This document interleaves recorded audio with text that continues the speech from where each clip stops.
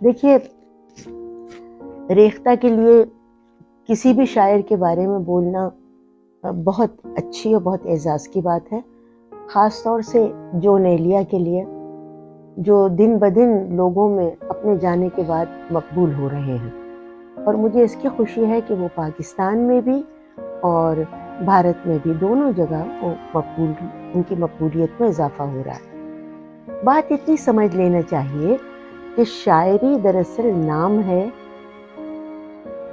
انکہی کا، ایسی باتوں کا جن کو ہم بالمشافہ کہہ نہیں پاتے، اور یہ کام یوں سمجھ لیجئے کہ انکہی کو کہنے کا کام جون کو بہت اچھی طرح آتا تھا۔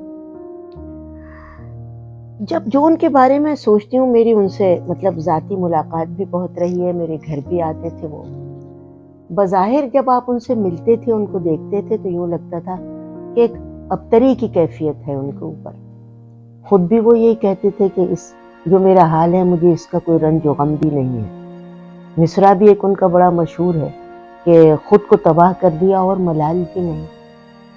لیکن بات یہ ہے کہ جب شاعر یہ کہے کہ خود کو تباہ کر دیا اور ملال بھی نہیں، تو کہیں نہ کہیں تو ملال ضرور ہے، ملال گیا نہیں۔ یہ اور بات ہے کہ اس ملال کا اظہار جو ہے وہ نہیں کر پائے۔ جون کے بارے میں سوچتی ہوں، اور اب ریختہ کے لیے میں یہ بات گفتگو جاری ہے، تو مجھے ان کے ساتھ ہمیشہ مجاز کا خیال آتا ہے۔ دونوں میں بہت سی باتیں مجھے مشترک دکھائی دیتی ہیں۔ مجاز بھی اپنی زندگی میں اپنے آپ کو تباہ کرنے پہ تلے ہوئے تھے، اور جون بھی اسی راستے پہ رواں دواں تھے، لیکن دونوں کے جینیس ہونے میں، ذہین ہونے میں کوئی کسی قسم کا کوئی شک شبہ ہے ہی نہیں۔ سوال یہ ہے کہ آپ کیا چھوڑ کے جاتے ہیں؟ 30 سال، 40 سال، 50 سال آپ شعر کہتے ہیں، اور اس کے بعد بہت سے شاعر ایسے بھی گزرے کہ انہوں نے بہت سی باتیں کی، لیکن اب ان کا نام و نشان بھی کوئی نہیں جانتا۔ بات یہ ہے کہ یہ سلطنت سخن کی ایسی ہے کہ ہر کوئی کرسی صدارت پہ تو بیٹھ نہیں پاتا، صدیوں میں ایک آدھ آدمی بیٹھ جاتا ہے۔ اور مجھے لگتا ہے کہ جون کو ان کے جانے کے بعد اور ان کی زندگی میں بھی تھوڑی بہت تو مقبولیت شروع ہو گئی تھی، لیکن ان کے جانے کے بعد ان کی مقبولیت میں بے تحاشا اضافہ ہوا ہے۔ دیکھیے، میں ان کو بہت تسلی بھی دیتی تھی اور ان کو نصیحت بھی کیا کرتی تھی، ڈانٹتی بھی تھی، لیکن وہ میری بات سنتے نہیں تھے۔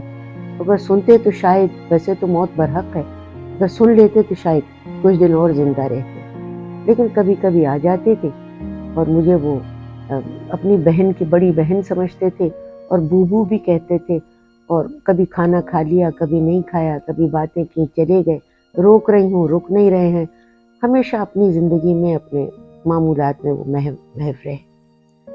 تو یہ ہے کہ مجاز کا میں ذکر کر رہی تھی کہ انہوں نے کہا کہ بھائی، مجاز ایک وعدہ کش تو ہے یقیناً، جو ہم سنتے تھے وہ عالم نہیں ہے۔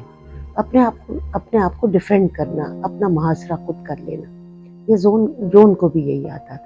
وہ بھی اپنی بات جب کہتے تھے تو کہتے بالکل ٹھیک ہوں، ایسی بات نہیں ہے، لوگ پتہ نہیں کیا کہتے ہیں کیا نہیں۔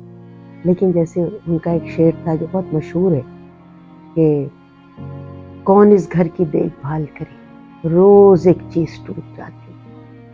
تو پھر ہوا یہ کہ گھر کی جب سب چیزیں ختم ہو گئی تو پھر ایک دن وہ بھی ٹوٹ گئے۔ خیال آتا ہے کہ ان کے لیے دعا کرتی ہوں، خدا کرے کہ یہ میری بات چیت آپ لوگوں تک اچھی طرح پہنچے، اور آپ ان کی مقبولیت کو اور ان کی جانکاری کو اچھی طرح سمجھ سکیں۔ بہت بہت شکریہ، نوازش۔